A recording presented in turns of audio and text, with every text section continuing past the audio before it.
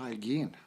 So this episode is to just look at the way Auckland was when it was first made the capital and what it is today. And the idea behind this is so that when you look at old photos of Auckland, it will help you understand what you're looking at.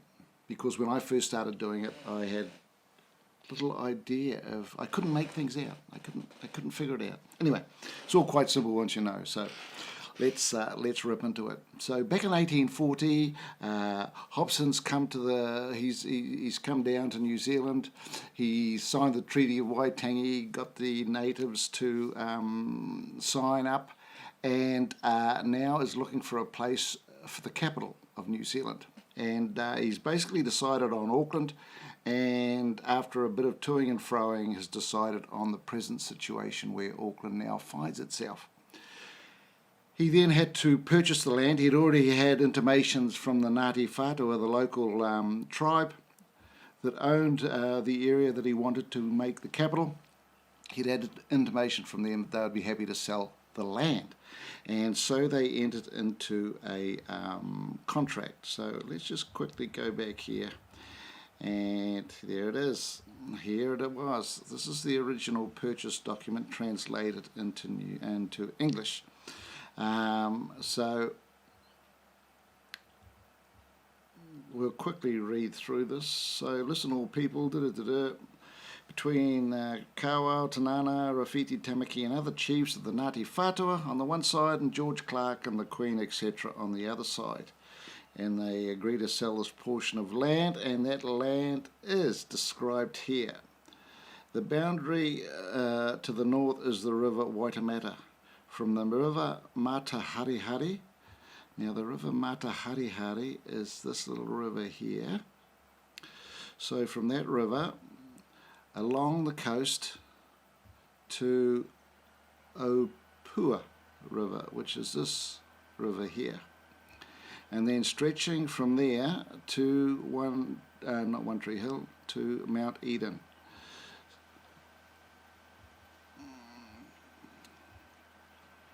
To the extent of land 3,000 acres, more or less. The payment of the land, 50 blankets, 4 casks of tobacco, 1 box of pipes, 100 yards of gown pieces, 10 iron pots, 1 bag of sugar, 1 bag of flour, 20 hatchets. This writing with our signatures in this book was true signed by us on the 20th of October in the year 1840 of our Lord. And it's signed Thomas Ryan, Major of the 50th Regiment, and William Cornwallis Simon, Captain of the 96th Regiment, and Apihai to Kawau, put a cross. Tanana again put a cross. This guy here, Tarawiti Tamaki, he was the nephew of Apihai te Kawau, the paramount chief of the Ngāti Whātua. And he'd been educated and could write his own name and that sort of thing, so, and the Mark of Horror. And then down here, here's Edward Shortland. This is not the Shortland that Shortland Street was named after. That was named after Willoughby Shortland and John Coates. And then Rowiti is countersigning that. Okay, so the area of Auckland that was sold is this area here. And as we can see, a lot has changed since then. We have all this land, etc. And we have a whole bunch of other things that are happening.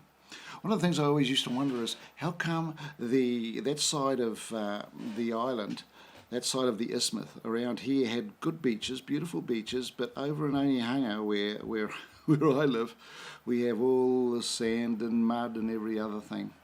And I thought that's a bit unfair, but and in fact what actually is the case is that over this area as well, they had rather poor beaches. There was often a little bit of beach just close to the coast, but then as the tide went out, there'd be these huge mud flats, and you wouldn't know much of the difference between the Manukau Harbour and the Waitemata. So it was quite muddy over there to start with. And really what has happened between now and then is they've just filled it all in.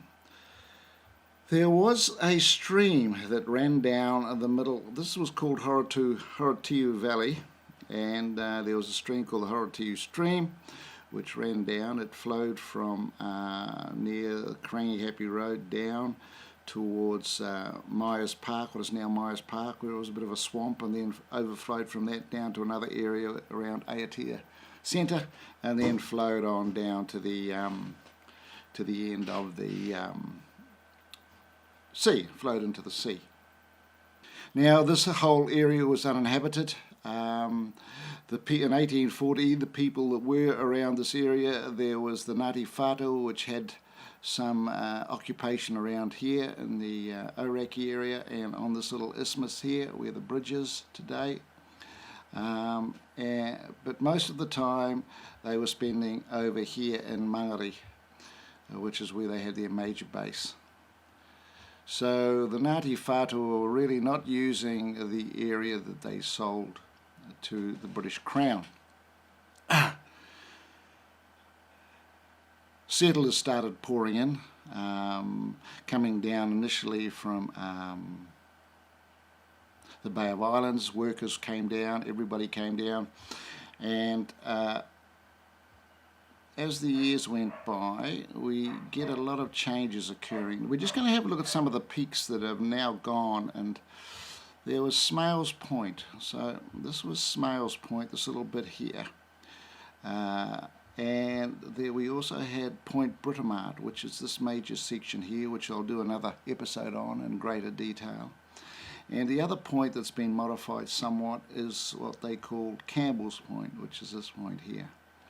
So all these points that I'm pointing to, now, are gone. Okay, they've been quarried away. This one was quarried away between 1872 and 1886, about 14 years, all done by hand, carts, horses, explosives. Smales Point was actually one of the first ones to go. They used some of the fill from that to do some of the work around Custom Street, which we'll look at in a second. And Campbell's Point was the last to go when they wanted to make a road around the waterfront, which is kind of late. Around the 1926 it was finally done. So let's just quickly look at what happened from 1840 onwards. So in order to, when the tide went out, it was very difficult to move stuff between ships and shore. So they built Wynyard Pier, which is at the bottom of it's the bottom of Short Street. If you went down Short Street, then you'd go straight on out to Wynyard Pier, which is long since gone. It was made of wood. It's gone. The first landfill they started doing was to basically straighten out Fort Street. So this little bit here at the bottom of Queen Street. So they filled in this section here, and between 1840 and 1850 they filled in this area here, which with Custom Street being now the frontage for the harbour, and then you had your wharves and various other things. Queen's Wharf was built in 1851, and it got modified as land got filled in, etc. Over on this side we had Victoria Park got filled in between 1886 and 1897, and then there was a major filling in of which took us down to Quay Street. So this area was filled in here. Let's get rid of the low tide, we don't need that anymore. So this got filled in here, and buildings etc. got constructed. Between 1872 and 1915, Mechanics Bay. So this was Mechanics Bay here. Mechanics Bay started getting filled in. And then St George's Bay between 1904 and 1916, so this area got filled in here. By the way, this is now gone, right? So we have complete access through here. Point Britomart has been taken away. And around about this time when St George's Bay, this by the way was St George's Bay here. So we had Mechanics Bay, we had Official Bay, we had St George's Bay. This was Commercial Bay, there's no bay there anymore, so that's not even known by that, it's the commercial centre. Over here we have Judges Bay, and Campbell's Point got taken away to make the road that goes around the waterfront. After that, the tank farm came in between 1925 and 1930. The tank farm was built. Then the wharf was developed along here, and St Mary's Bay was filled in the 50s and 60s. This was for the Harbour Bridge, which opened in 1959, so that got filled in to make the road to get around there. And then the container wharf was eventually built, and I'm not exactly sure when 1971. 1971 was when that was finally built. And there was a proposal just, you got to hand it to these buggers, they'll keep trying. But the Harbour Board wanted to build another big, humongous reclamation of land out here to make the port bigger, which I'm very pleased has been stymied, because man, we've lost half of the ocean already to this landfill. So when you start looking at photos of Auckland, then let's quickly go through. These are some of the signature people that signed that lease agreement. So this is Upper High Te Kawao, Paramount Chief of Ngāti Whātua, who sold the land to that original 3,000 acres. This is his nephew, Te Ruiti. So he was quite learned, quite Europeanised. And I think Te Kawao had him earmarked as the person who would take the tribe forward. This is Willoughby Shortland, who didn't appear in any of that, but there you go. This was Simons. This is the only shot I have of Simons. He's one of my heroes, and I shall create a separate episode on William Cornwallis Simon. Absolutely amazing guy. This photo here is a cracker. Okay, so this is a photo from 1840. Let's get rid of all this. Get rid of that. So this photo here is, you'll find this photo at Cornwall Park at the Huia Lodge. There's this photo up on the wall, and it shows you when people first came down to Auckland, there was nothing here. Okay, Auckland was scrub. Hardly anybody here nobody here, which was one of the reasons, a good reason for it to be chosen, because they weren't displacing anybody. But as soon as Hobson decided that this was going to be where Auckland was, everyone flooded in. And this bay here, which is at the bottom of Queen Street, Commercial Bay, this was designated as the commercial area, and the valley up here, where Queen Street is, was designated to be the commercial centre of Auckland as it grew.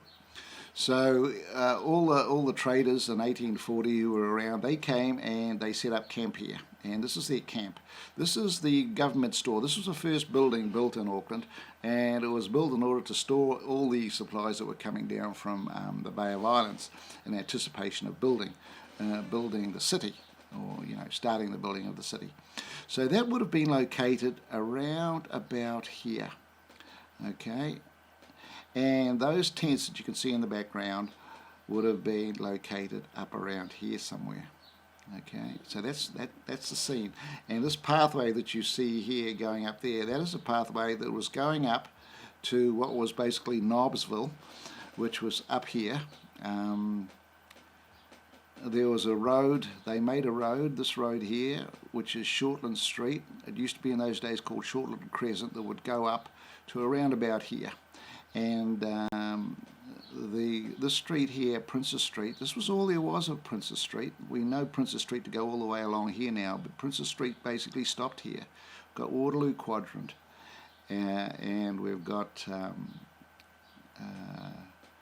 that was Shortland Street there. So this was where all the government offices were going to be created: the post office, the banks, the various departments of the government. And Hobson had decided that this was going to be the government grounds for his house. Remembering, of course, that there was no high-rise buildings, and they had spectacular views across the Wairemata, which are all gone now through trees and tall buildings. And of course, out here on the on Britomart Point is where they created some barracks and various other bits and pieces. So let's go back and have a look at the photo again. We'll go to the next one now. This is the one that got me completely fascinated with what Auckland looked like, because I couldn't figure it all out. But if we look at this in greater detail, knowing what we do now, here's that government store that I showed you in the previous one, and the tents would have been set up somewhere here on Shortland Crescent. This is Shortland Crescent that goes up the hill. In front here we have Fort Street, which is only part of a street before it gets into very high ground here, and it runs into Britomart Point. They built a fort which basically goes from here down to the end of the point, and that became Fort Britomart. Okay, which now that's where the Britomart name came. Britomart was the name of HMS. It comes from a ship, HMS Britomart, which was in Auckland waters. It relieved the HMS Herald, which was the first ship that had brought Hobson over, and then it came over to relieve the crew of that, and did a lot of early work around New Zealand in the 1840s, 1840-41. On this picture here, you can see the church that was built. This is Emily Place, effectively. If you know Auckland, this is Emily Place, and the fort starts from there.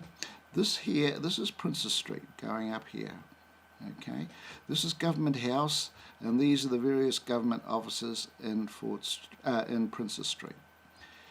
On this little road here, which you can just see, this is High Street, and up here we have O'Connell Street. And then up we go, up quite a high rise, up to the top part, up to Knobsville. Okay. So when the first stuff they filled in with was along here. They filled up this part, then they filled up all of this area here, and they took away basically all of this earth here. Humongous, huge undertaking. And slowly Auckland, as we know it, took shape. So the Auckland, if someone came back from 1840, and you place them in Auckland, they'd have no idea where they were. But give them a few little headings and off they'd go. I often thought, if we had a really big earthquake here in Auckland, you don't really want to be around these areas that have been reclaimed. It'll be really interesting when Auckland has its next earthquake to see how these areas get on. And that kind of brings me to the end of what Auckland was in the 1840s to what Auckland is now. Of course, it's a very abbreviated form, and I'll be covering some of the aspects that I've just talked about in far greater detail in chapters going forward.